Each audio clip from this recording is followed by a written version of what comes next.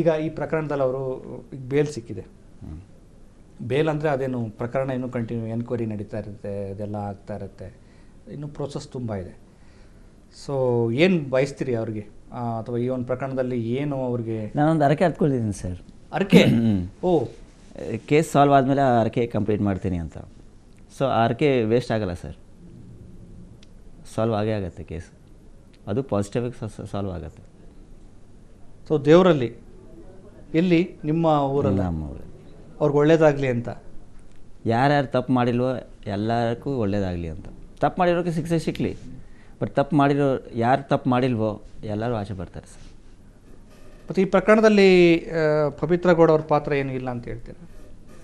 ಪವಿತ್ರ ಗೌಡ ಅವ್ರು ಜಸ್ಟ್ ಅವ್ರ ಕೋಪ ತೋರಿಸ್ಕೊಂಡಿದ್ದಾರೆ ಅಷ್ಟೇ, ಬಿಟ್ಟರೆ ಮಾತ್ರ ಮರ್ಡರ್ ಮಾಡಿದ್ದಾರೆ ಅಂತ ನಾನು ಹೇಳಲ್ಲ ಸರ್. ಯಾವ ಹುಡುಗಿಗೆ ಕೋಪ ಬರಲ್ಲ ಸರ್?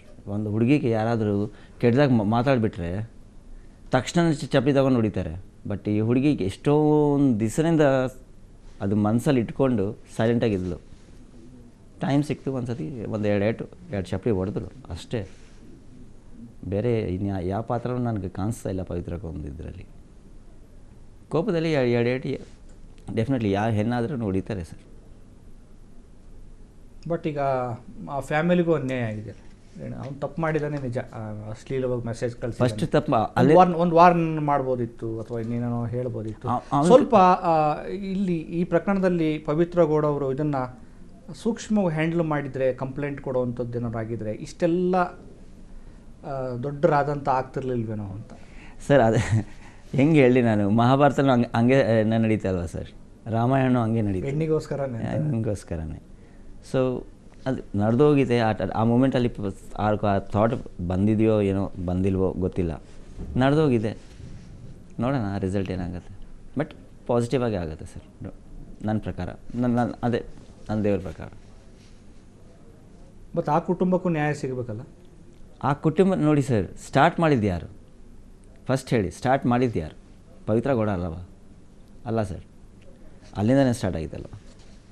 ನೀವು ತಪ್ಪು ಸ್ಟಾರ್ಟ್ ಮಾಡಿದ್ರೆ ತಪ್ಪು ಸಹಿಸೋಡೆಗೂ ತಾಕತ್ತಿರ್ಬೇಕು ನಿಮಗೆ. ಇವಾಗ ನಾನು ತಪ್ಪು ಮಾಡಿದ್ರೆ ಅದನ್ನು ಹೆಂಗೆ ಫೇಸ್ ಮಾಡಬೇಕು ಅಂತ ನನಗೆ ಅಂತ ತಾಕತ್ತಿರಬೇಕು. ಸೊ ಅವರು ತಪ್ಪು ಮಾಡಿದ್ದಾರೆ. I am so sorry to that family, but ತಪ್ಪು ಅಲ್ಲಿಂದ ಸ್ಟಾರ್ಟ್ ಆಗಿದೆ. ಸೊ ಫೇಸ್ ಮಾಡಿ. ನೀವು ದರ್ಶನ್ ಅವರು, ಅವರ ಅಭಿಮಾನಿಗಳಂತೂ ಅವ್ರಿಗೆ ಪೂರ್ಣ ಪ್ರಮಾಣದ ಬೇಲ್ ಸಿಗಲಿ ಅಂತೇಳಿ ಕಾಯ್ತಾಯಿದ್ರು, ಪೂಜೆ ಮಾಡಿಸ್ತಾಯಿದ್ರು. ಅವ್ರ ಪತ್ನಿ ಅಂತೂ ಎಲ್ಲ ದೇವಸ್ಥಾನಗಳಿಗೆ ಭೇಟಿ ಕೊಟ್ಟು ವಿಶೇಷವಾದ ಪೂಜೆ ಹರಕೆ ಎಲ್ಲ ಹೊತ್ಕೊಂಡಿದ್ರು.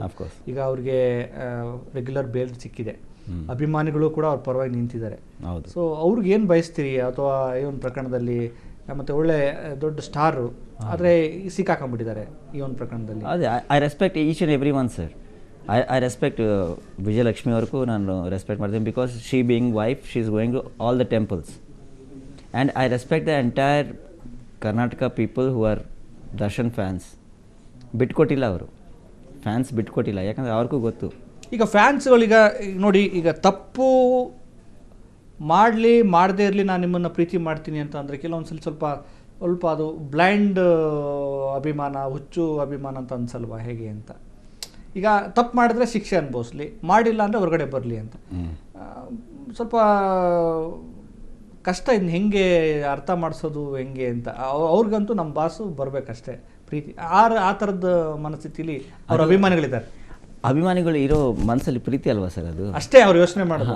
ರೆಸ್ಪೆಕ್ಟ್. ನೀವು ಅಷ್ಟೇ ಪವಿತ್ರ ಗೌಡಲ್ಲಿ ಏನು ಲವ್ ಅಷ್ಟೇ ನೋಡಿ. ಅಭಿಮಾನಿಗಳು ನಿಂದ ದೊಡ್ಡ ಸಂಪಾದನೆ ಯಾವುದೂ ಇಲ್ಲ ಸರ್. ಇವಾಗ ನಾನು ಟೀಚರ್ನೇ, ನಾನು ಟೀಚ್ ಮಾಡ್ತೀನಿ, ನನ್ನ ಸ್ಟೂಡೆಂಟ್ಸ್ ನನಗೆ ಎಷ್ಟು ರೆಸ್ಪೆಕ್ಟ್ ಮಾಡ್ತಾರೆ. What I am gaining, I am giving them knowledge, but I am gaining what respect. ಮರ್ಯಾದೆ ಸಿಗ್ತಾ ಇದೆ, ಅದೇ ಮರ್ಯಾದೆ ದರ್ಶನ್ ಅವ್ರಿಗೂ ಸಿಗ್ತಾ ಇದೆ. ಅಭಿಮಾನಿಗೂ ಏನು ಸಿಗ್ತಾ ಇದೆ? ನಮ್ಮ ಅನ್ನೋರು ಏನಾಗಬಾರ್ದು. ಸೊ ಅವ್ರ ಅಭಿಮಾನ, ಅವ್ರ ಪ್ರೀತಿ ಅವ್ರು ಇಟ್ಕೊಂಡಿದ್ದಾರೆ, ಇಟ್ಕೊಳ್ಳಿ, ಒಳ್ಳೆಯದು. ನಾನು ತಪ್ಪಂತ ಹೇಳಲ್ಲ.